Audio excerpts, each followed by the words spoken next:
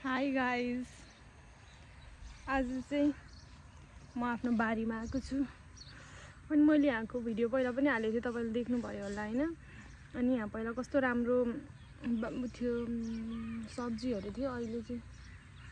अहिले चाहिँ यहाँ केही छैन except my favourite cucumber. Look at this cucumber.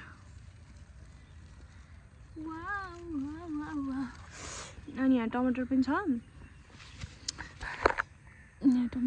हेर्न सक्नुहुन्छ। तर टमाटर अहिले काँचो छ। अनि ब्याक यसमा चाहिँ एउटा मात्रै क्युकम्बर छ। अनि त्यसपछि अर्को पनि छ, यहाँ अर्को चाहिँ सानो बच्चो छ। अनि उता पनि छ होला। अनि यहाँ चाहिँ टमाटरहरू छ। अनि पहिला चाहिँ यहाँ एकदम दामी बारी थियो नि सब्जीहरूको, तर अहिले यहाँ केही पनि छैन। अनि यो चाहिँ हो हाम्रो मकै बारी। यसमा चाहिँ पहिला एकदम धेरै आँप फलेको थियो, गाइजहरू, एकदम धेरै आँप फलेको थियो। तर योचोटि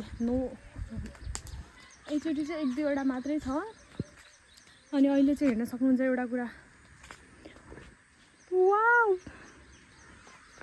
लिची फल्यो। योचोटि हाम्रो घरमा लिची, लुक एट कति धेरै लिची फल्यो।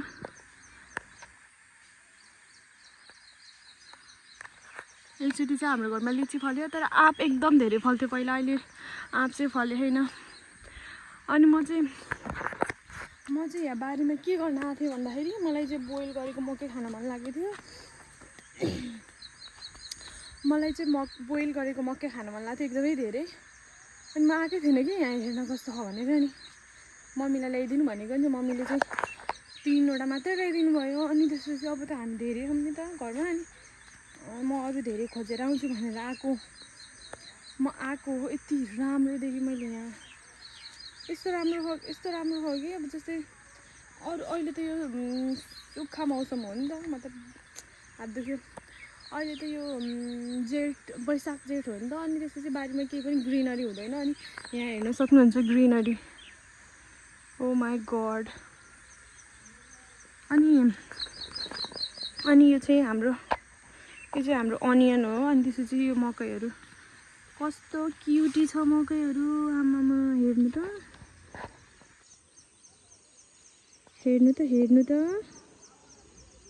क्युटी मकैहरूलाई। अनि त्यसपछि यसको कलर, यस्तै हेयर कलर गरिदिनु मलाई।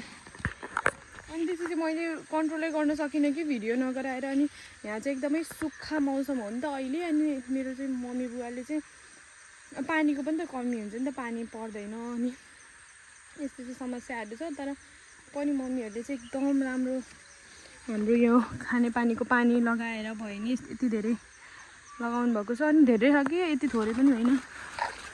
अनि यो भयो यता। अनि एउटा उता पनि छ एउटा बारी, ओ माई गड। अनि हेर्न सक्नुहुन्छ। अनि त्यहाँ छ एउटा बारी, त्यहाँ पनि यति धेरै मकै छ, यहाँ पनि छ।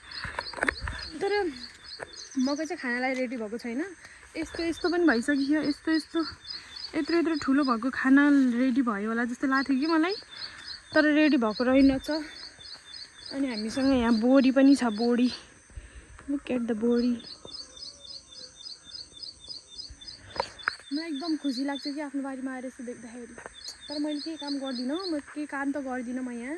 मतलब कि अब यस्तो पुरा काम गरेर शिवानीले बारी गरेको जस्तो देखियो होला, यो होइन कि म केही काम गर्दिनँ। तर म पछि फ्युचरमा गएँ भने, अनि फ्युचरमा अहिले त पढिराखेँ नि त। अनि अहिले पछि चाहिँ अब जोस्, पछि चाहिँ म पनि आफ्नो सानो किचन गार्डन अनि सबै कुराहरू लगाउँछु कि म आफ्नो बारीमा यस्तै अहिलेको जस्तै गराउँछु म। Look at.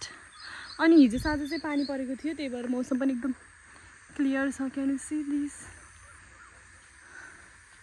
अब चाहिँ मैले मकै भेटाएन। अनि अब चाहिँ म त्यही 3वटा मकैलाई बोइल गरेर खान्छु। By by guys. अनि मेरो चाहिँ इक्जाम आइरह, अब इक्जाम आउनु 3 डेज बाँकी छ। अनि यो लिची पाक्यो भने म तपाईँहरूलाई पनि एक-एकवटा पठाइदिन्छु है। By guys, stay healthy, stay happy. हेर्नु मकै,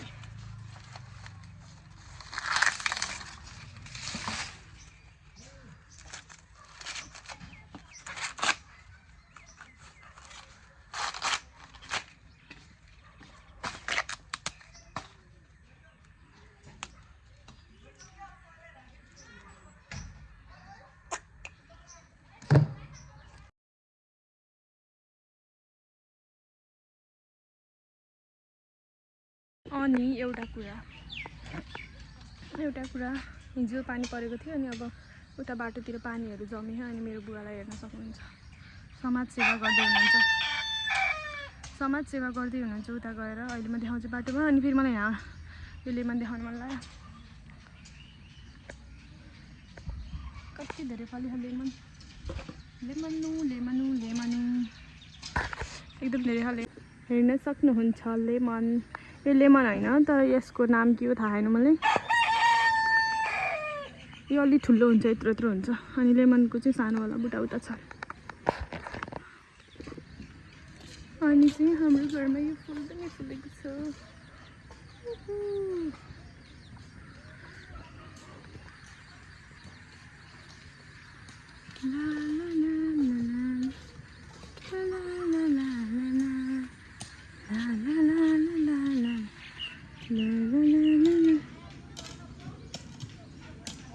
अब त्यहाँ गएर के काम गर्न मन नहोला त ठिकै छ त्यही पनि अब समाजसेवा हो त्यस्तो पानी जमिरह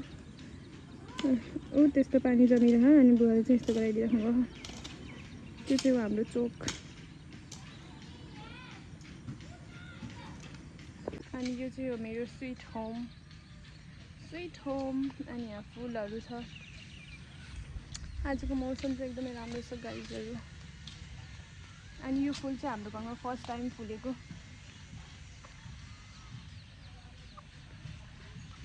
गाइज अब चाहिँ म पढ्न जान्छु मकै खान्छु अनि पढ्न जान्छु बाई